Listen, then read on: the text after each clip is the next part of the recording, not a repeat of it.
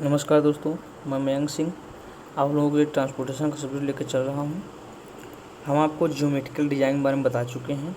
आइए हम आज बात करते हैं हाईवे मटेरियल के बारे में कि हाईवे में कौन कौन से मटेरियल यूज किए जाते हैं। तो हाईवे मटेरियल वही मटेरियल होते हैं जो किसी रोड के निर्माण में यूज किए जाते हैं, वही हमारे हाईवे मटेरियल होते हैं। तो रोड का एक लेयर होता है जिसमें सबसे नीचे वाला लेयर को सबग्रेड कहते हैं। उसके ऊपर सब बेस और उसके ऊपर बेस और उसके ऊपर बियरिंग ऑफ एग्रीगेट और उसके बाद पॉलिश, उसके बाद सरफेस ड्रेसिंग उसके बाद होता है। तो सबसे नीचे के लेयर जो होता है वो सॉइल सबग्रेड होता है, मतलब जो हमारा सॉइल नीचे का होता है वो लेयर। तो इसमें निम्न प्रॉपर्टी होनी चाहिए। तो पहला जो प्रॉपर्टी होती है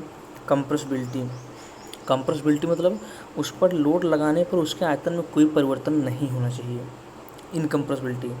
दूसरा है हमारा स्टेबिलिटी, वो पर्याप्त मजबूत होना चाहिए, स्टेबल होना चाहिए, उस पर लोड लगाने पर उसके आर्गुन डिफॉर्मेशन नहीं होना चाहिए।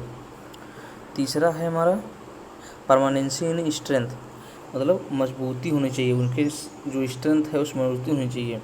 और minimum change due to adverse condition of weather, मतलब इस मौसम के प्रतिकूल कंडीशन में उसमें मिनिमम चेंज होना चाहिए, बहुत कम चेंज होना चाहिए उसके रोड के सबग्रेड में, सॉइल सबग्रेड में। जो पांचवा हमारा है गुड ड्रेनेज, पानी की निकासी अच्छी होनी चाहिए। एस इन कंपैक्शन, मतलब उसका कंपैक्शन अच्छा होना चाहिए। तो सॉइल सबग्रेड को निम्न टेस्ट किए जाते हैं। तो आइए हम टेस्ट के बारे में बात करते हैं कि सॉइल सबग्रेड को कौन कौन से टेस्ट किए जाते हैं। पहला है हमारा CBR test, California bearing ratio test. यह टेस्ट सॉइल सबग्रेड को क्लासीफाई और इवोल्यूटिंग करने के लिए किया जाता है। इवोल्यूटिंग मतलब मूल्यांकन कि हमारा सॉइल सबग्रेड कैसा है, उसका मूल्यांकन करने के लिए CBR टेस्ट किया जाता है। CBR का फुल फॉर्म होता है कैलिफोर्निया बियरिंग रेशियो टेस्ट। तो इस टेस्ट को करने के लिए 150 mm डायमीटर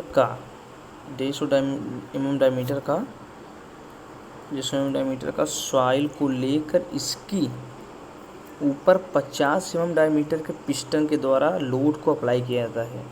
लोड अप्लाई करने की दर 1.25 mm प्रति मिनट रखा जाता है तथा प्रत्येक 2.5 mm पेनिट्रेशन पर इसके द्वारा कैरी किए जाने वाले लोड को नोट कर लिया जाता है। यह टेस्ट 12.5 mm पेनिट्रेशन तक कराया जाता है तथा फार्मूला की सहायता से प्रत्येक 2.5 mm पेनिट्रेशन के लिए CBR का मान निकाल लेते हैं तथा इसमें से CBR की मैक्सिमम वैल्यू का प्रयोग किया जाता है। जनरली ये देखा गया है कि 2.5 mm पेनिट्रेशन वाले CBR वैल्यू मैक्सिमम आती है, लेकिन कभी कभी 5 mm वाले CBR वैल्यू अधिक आने लगती है। इसलिए इस टेस्ट में मुख्यतः 2.5 mm और 5 mm के पेनिट्रेशन के लिए CBR का मान देखे जाते हैं, जिसका मान मैक्सिमम होता है वही प्रयोग किया जाता है। तो कुछ मटेरियल के लिए CBR का मान ये दिया गया है, तो इसको आप आसानी से अच्छे से पढ़ लीजिए। जैसे क्ले के लिए 2 से 5 CBR वैल्यू का मान है तो वेरी पुअर सबग्रेड होगा, और सिल्ट के लिए 5 से 8 है तो पुअर सबग्रेड होगा, सैंड के लिए 8 से 20 है तो गुड सबग्रेड होगा, ग्रेवल के लिए 20 से 30 है तो एक्सीलेंट सबग्रेड होगा। तो इस प्रकार दिया गया है।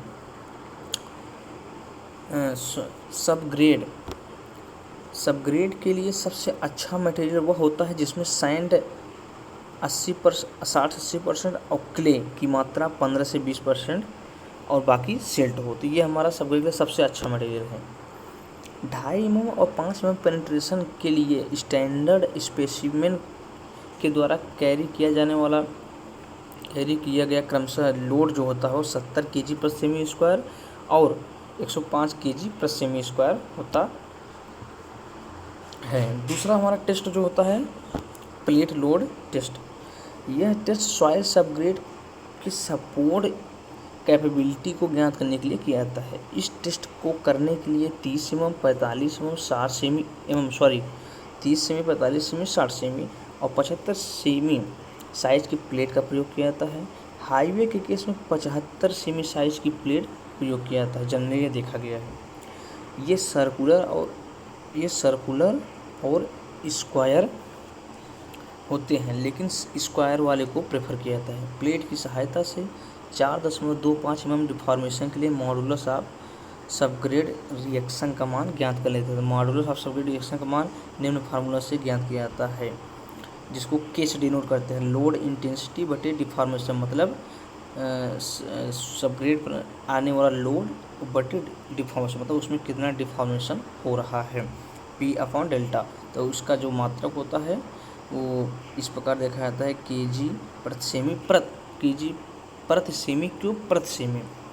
यदि 30 सेमी साइज के प्लेट के द्वारा मॉडुलस ऑफ सबग्रेड रिएक्शन का मान ज्ञात हो तो 75 सेमी प्लेट के लिए निम्न रिलेशन के द्वारा मान को ज्ञात कर लिया जाता है। तो जो हमारा IRC इंडियन रोड कांग्रेस ने जो हमें दिया है फार्मूला, वो 75 सेमी प्लेट के लिए वो 0.5 × K30, और जो थ्योरेटिकल वो माना गया है वो 0.4 K30 होता है। आइए हम अब आपके बारे में बताते हैं एग्रीगेट। तो एग्रीगेट में कौन कौन सा प्रॉपर्टी होनी चाहिए, सबग्रेड के बारे में बात कर लिए, अब एग्रीगेट के बारे में बात करते हैं। तो एग्रीगेट में सबसे पहले हमने देख लेते हैं कि इस एग्रीगेट की स्ट्रेंथ के बारे में बात करते हैं। इसकी जांच क्रशिंग स्ट्रेंथ टेस्ट मशीन के द्वारा किया जाता है। इस टेस्ट को करने के बाद क्रशिंग वैल्यू का मान ज्ञात कर लेते हैं। तो क्रशिंग वैल्यू बराबर weight of material passing through 2.35 mm sieve size, मतलब जो चालनी का साइज होता है वो 2.35 होता है, उसके द्वारा उससे पास होने वाले मटेरियल का वेट बटे कितना सैंपल यूज किया गया है उसका वेट। इसका मान बियरिंग कोर्स के लिए मैक्सिमम 30% लेते हैं तथा बेस कोर्स के लिए मैक्सिमम 45% लेते हैं। दूसरा इसमें स्ट्रेंथ होता है हमारा हार्डनेस को अब्रेशन टेस्ट से किया जाता है। अब्रेशन टेस्ट निम्न मशीन द्वारा किया जाता है। पहला होता है लॉस एंजल्स मशीन, दूसरा डोरी एब्रेशन, तीसरा डेवल एब्रेशन। तो इस टेस्ट के द्वारा अब्रेशन वैल्यू का मान निकाला जाता है। तो अब्रेशन वैल्यू बराबर weight of material passing through 2.35 mm sieve size बटे वेट ऑफ सैंपल, उसी प्रकार जैसे स्ट्रेंथ में ज्ञात करते हैं। तो इसका मान बियरिंग कोर्स के लिए मैक्सिमम 30% और बिटुमिनस कंक्रीट के लिए मैक्सिमम 35% और WBM रोड के लिए मैक्सिमम 40% लिया जाता है। तो कोफिशिएंट ऑफ हार्डनेस का मान ज्ञात करने के लिए 20 माइनस लॉस ऑफ वेट इन ग्राम बटे 3, ये हमारा कोफिशिएंट ऑफ हार्डनेस के द्वारा मान ज्ञात किया जाता है इस फार्मूले के द्वारा। तीसरा हमारा जो प्रॉपर्टी है एग्रीगेट का वो हमारा होता है टफनेस। इसकी जांच इम्पैक्ट टेस्ट मशीन द्वारा किया जाता है। इम्पैक्ट वैल्यू बराबर weight of material passing through 2.36 mm sieve size बटे वेट ऑफ सैंपल। तो इम्पैक्ट वैल्यू का मान मैक्सिमम जो रखा है था बियरिंग कोर्स के लिए 30%, बिटुमिनस के लिए 35% और WBM के लिए 40%। चौथा हमारा प्रॉपर्टी है वो होता है फ्लैंकीनेस में एग्रीगेट की मिनिमम साइज इसकी मीन साइज का 3/2 से कम नहीं होना चाहिए। मतलब एग्रीगेट का जो मिनिमम साइज होता है वो उसके एवरेज साइज जो होता है उसके 3/2 से कम नहीं होना चाहिए। इलॉन्गेशन इंडेक्स में पार्टिकल की मैक्सिमम साइज इसकी मीन साइज के 9/5 गुना से अधिक नहीं होना चाहिए। छठवां हमारा है साउंडनेस टेस्ट मतलब यह एग्रीगेट की केमिकल के प्रति रेजिस्टेंस को चेक करने के लिए कहते हैं। मतलब कि हमारा एग्रीगेट जो हो वह उसमें केमिकल अगर आ जाए तो वो उसको कितना विरोध कर सकता है, कितना रजिस्ट कर सकता है, वही हमारा साउंडनेस टेस्ट होता है। इस टेस्ट करने के लिए एग्रीगेट को एक निश्चित मात्रा लेकर 16 से 18 घंटे के लिए सोडियम सल्फेट और मैग्नीशियम सल्फेट में डुबो देते हैं। इसके बाद इसको निकाल कर 24 घंटे ओवन में सुखा लेते हैं और इसका वेट ज्ञात कर लेते हैं। यदि सोडियम सल्फेट में डुबोया गया हो तो इसके वेट में आई कमी 12% से अधिक नहीं होना चाहिए, और यदि इसको मैग्नीशियम सल्फेट में डुबोया गया तो इसके वेट में आई कमी 18% से कम नहीं होना चाहिए। सातवां है हमारा एंगुलरिटी नंबर। एग्रीगेट की पैकिंग करने पर उसमें समांतर 33% तक वॉइड्स मौजूद रहते हैं। और यदि पार्टिकल एंगुलर हो मतलब कोणीय हो, उसमें तो कोई शेप उसका ना हो, तो वाइड्स जो हमारा होता है, वाइड्स के मान अधिक होने लगते हैं और यह यूज करने लायक नहीं रहता। मतलब हमारा एग्रीगेट जो होता है वो एंगुलर होना चाहिए, एंगुलर नहीं होना चाहिए, उसका शेप अच्छा होना चाहिए। तो एंगुलरिटी नंबर बराबर होता है 67 minus percentage value of solid, मतलब सॉलिड का जो परसेंटेज वैल्यू होता है वो 67 में घटा देंगे तो हमारा एंगुलरिटी नंबर आ जाएगा। इसका मान 0 से 11 के बीच लिया जाता है। 8वां है हमारा specific gravity of water absorption. Aggregate की स्पेसिफिक ग्रेविटी 2.5 से 2.9 के बीच होना चाहिए। इसका वाटर एब्जॉर्प्शन 0.1 से 2% होना चाहिए, जो कि मैक्सिमम 0.6% लिया था। वाटर एब्जॉर्प्शन तो उसको पानी में भिगोने पर वह कितना पानी 24 घंटे में एब्जॉर्ब करता है। 9वां है हमारा बिटुमन एडेशन टेस्ट। एग्रीगेट की बिटुमन के प्रति एडेशन प्रॉपर्टी जितनी अधिक होगी, रोड की स्ट्रेंथ उतना ही। एडेशन मतलब वह कितनी अच्छे से बिटुमन एग्रीगेट कितने अच्छे से पकड़ बनाता है, कितना अच्छे से उसमें चिपक जाता है, वही हमारा एडेशन प्रॉपर्टी होता है। एडेशन मतलब आसंजन, जब अलग अलग भिन्न भिन्न प्रकार के अणु जब आपस में मिलते हैं तो उसको भिन्न भिन्न अणु भी लगने वाले बल को एडेशन कहते हैं। इस टेस्ट करने के लिए एग्रीगेट की एक निश्चित मात्रा लेकर उसके सरफेस को बिटुमिनस से कोटिंग करते हैं। बिटुमिनस उसको मतलब बिटुमिनस भिगो देते हैं। इसको 24 घंटे 40 डिग्री सेल्सियस पानी में रख देते हैं तथा स्ट्रेपिंग वैल्यू का मान निकाल लेते हैं।